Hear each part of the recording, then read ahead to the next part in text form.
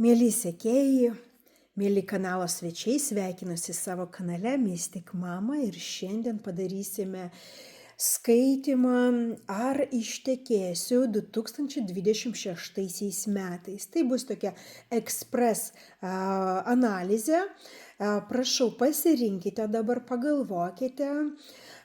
Trys variantai, jūs galite rinktis pagal kristalą, kuris labiau žiūri jūs, arba pagal kortas, visos yra Lenormand kortų kaladės. O aš, kol jūs renkatės, noriu greitai priminti, kad dabar vyksta akcija mano Instagram kanale Mystic Mama Astrology. Parašysiu Instagramo pavadinimą komentaruose ir tos, kurios paseks mane Instagrame, paspaus like ant paskutiniųjų įrašų, gaus iš manęs dovanėlę, mini skaitymą, atsakymą į vieną jūsų klausimą. Todėl prašau, junkitės merginos, vaikinai, labai lauksiu jūsų kanale, ten yra daug informacijos ir apie astrologiją, ir apie vastų konsultacijas, ir su mielu noru jums atsakysiu į jūsų vieną klausimą. O aš pradedu ir dabar pirmasis variantas toms, kurios pasirinko būtent šias tokias gražias kortas. Taigi, 2026 metais ar ištekėsiu? Klausimas, ar ištekėsiu 2026 metais?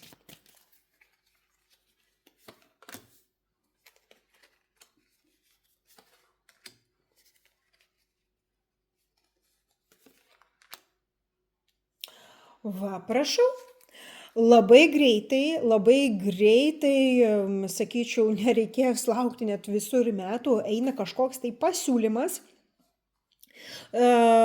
kuris ves prie būtent arba sužadėtuvių, arba jau realių tų oficialių vestuvių.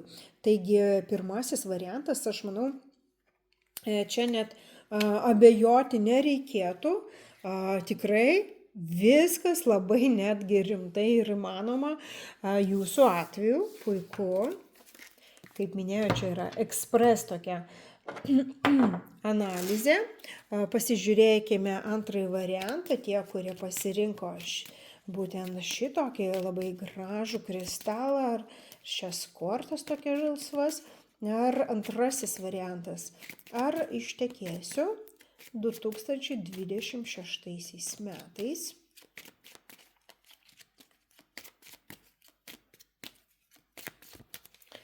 Pasižiūrim, antrasis variantas.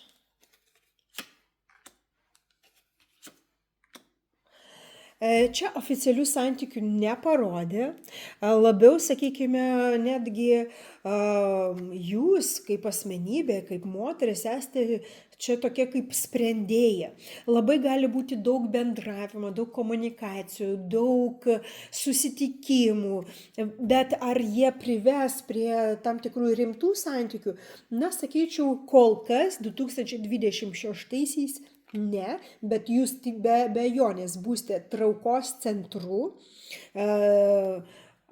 kitiems vyrams ir tikrai pritrauksite daug tokio šurmulio aplink save. Tikrai daug kas varžysis, norės su jumis susitikti, pasikalbėti, pasibūti, bet kol kas tai yra labiau toks atrankos, sakykime, vis dėlto laikotarpis, kai tarp daugelio dar reikės laukti to vienintelio ir to tikrojo jausmo. Gerai.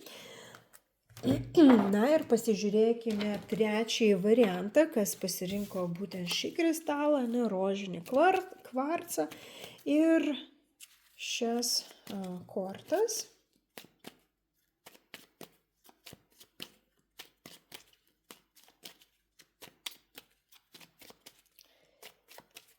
Taip, trečiasis variantas, ar ištekėsiu 2026 metais?